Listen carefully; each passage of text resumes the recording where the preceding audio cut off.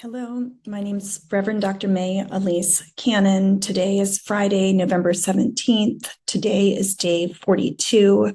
I wanted to talk just for a few minutes today about fears that we have about the Christian community in Gaza being just decimated by the current bombing campaign from Israel in response to its war on Hamas.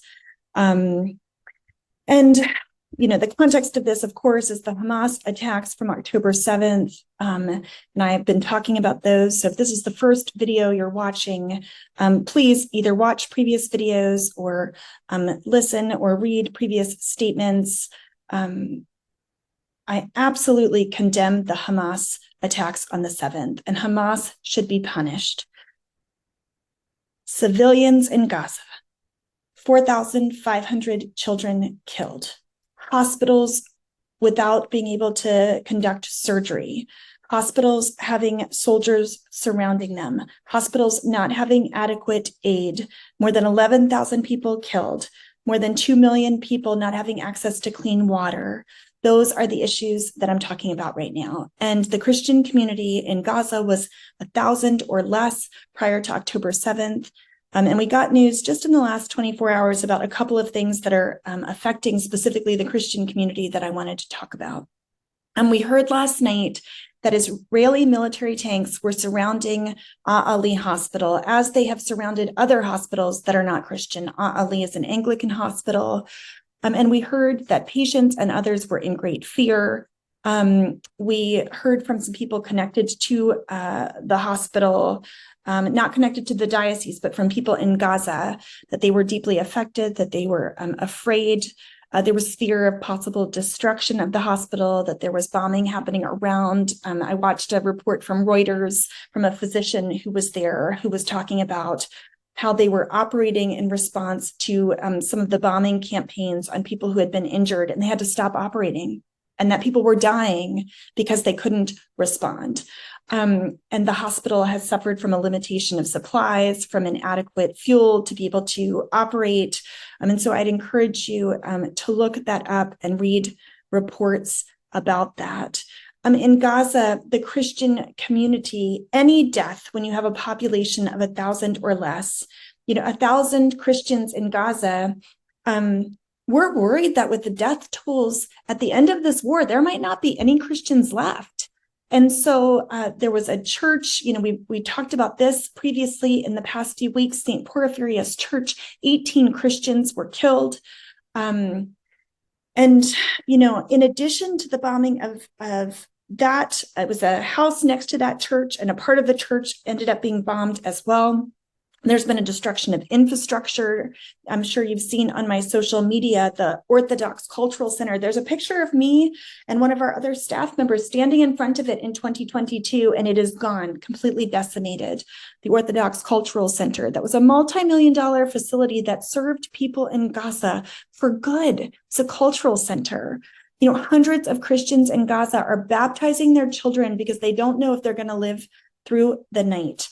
We have heard that there are several hundred people that are having shelter at more than one of the churches there, the Latin Catholic Church specifically.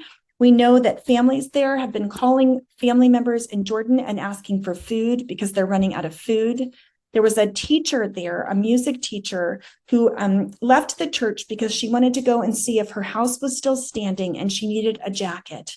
And she went to go get this jacket, and she was shot in the leg, which should not have been a life-threatening injury. She was shot in the leg by an Israeli sniper, and she could not get to a hospital that was 4 kilometers away, and she bled to death.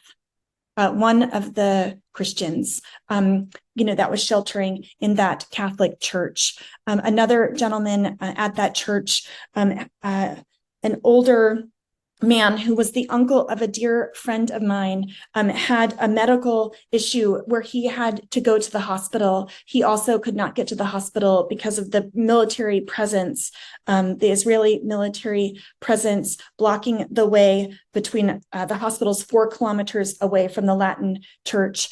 He did not make it to the hospital, and he also died. Every Christian that dies means that the Christian presence there is being threatened.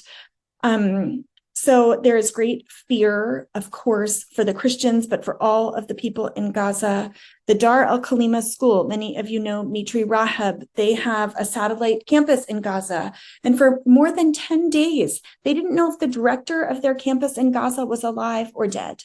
And they finally heard from her. And yet we know, and I got a message from someone who has an Israeli SIM card in Gaza last night, and it's being reported all over the news today, Gaza is in a blackout. Communication systems are down because communication systems are out of gas. So no one can communicate to know what is happening. Dar al-Khalima, 3 of the artists that were affiliated with those programs were killed. In addition to volunteers that are a part of that program were killed. In addition to that, it's not only Christians in Gaza, Christians in the West Bank are affected because their family members are being killed in Gaza. And Christians in Jerusalem, we just heard, I found out about this at about 9:00 last night.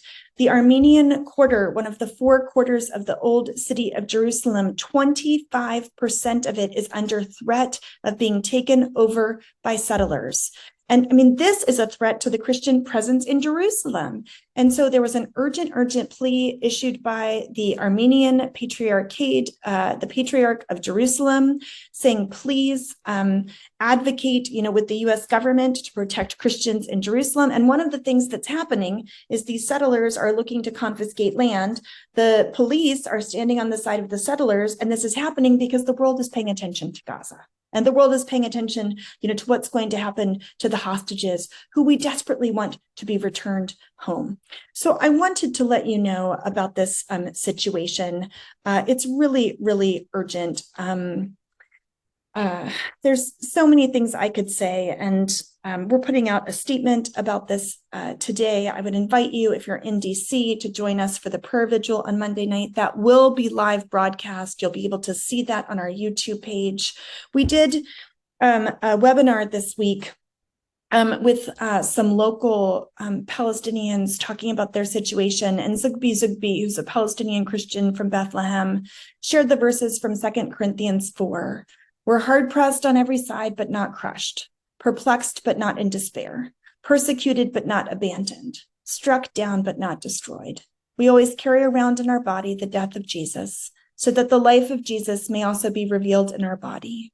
For we who are alive are always being given over to death for Jesus' sake, so that his life may also be revealed in our mortal body. So then death is at work in us, but life is at work in you.